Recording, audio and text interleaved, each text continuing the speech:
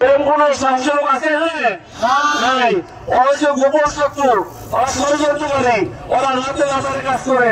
শেখ হাসিনা দিনের পর রাতে দিত, রাতে রাতের কাজ করছে।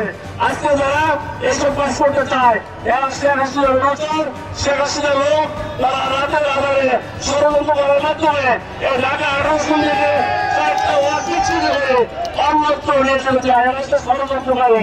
রাজধানীর তুরাগ থানাধীন ঢাকা উত্তর সিটি কর্পোরেশনের 51, 52, 53 এবং 54 নং ওয়ার্ডকে ঢাকা 18 আসন থেকে কর্তন করে ঢাকা 16 আসনে অন্তর্ভুক্ত করার ষড়যন্ত্র চলছে বলে অভিযোগ করেছেন রাজধানীর তুরাগবাসী। এ নিয়ে তীব্র ক্ষোভ ও প্রতিক্রিয়া জানিয়ে তারা ঘোষণা দিয়েছেন তুরাগ উত্তরার অবিচ্ছেদ্য অংশ, তাই যে কোনো মূল্যে তারা ঢাকা 18 আসনেই থাকতে চান। দ্বিতীয় দিনের মতো বিক্ষোভ করল তুরাগবাসী।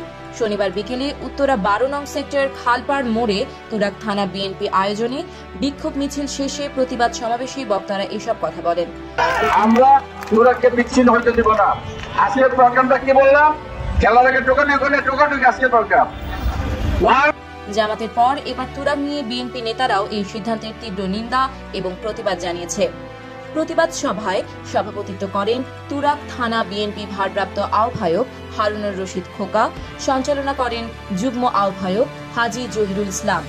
প্রতিবাদ সমাবেশে প্রধান অতিথি হিসেবে উপস্থিত হয়ে বক্তব্য রাখেন ঢাকা মহানগর উত্তর বিএনপির সদস্য সচিব মোহাম্মদ মোস্তফা জামান, সিনিয়র যুগ্ম আহ্বায়ক মোস্তাফিজুর রহমান সেগুন, যুগ্ম আহ্বায়ক এম কফিল উদ্দিন, মোহাম্মদ আফাজ উদ্দিন, তুরাগ থানা বিএনপির চান মিয়া ব্যাপারী, আলী আহমেদ, উত্তরা পশ্চিম থানা বিএনপির সুলাইমান হাসান, আওলাদ হোসেন, মোস্তফা সরকার, মীর হোসাইন মুসা সহ স্থানীয় গণ্যমান্য ব্যক্তিবর্গ। প্রধান অতিথির বক্তব্যে মোহাম্মদ মোস্তফা জামান বলেন, তুরাগ থানার 3টি ওয়ার্ড এবং 51 নং ওয়ার্ডের প্রায় 1.5 লক্ষাধিক ভোটার দীর্ঘদিন ধরে ঢাকা 18 আসনের সঙ্গে যুক্ত।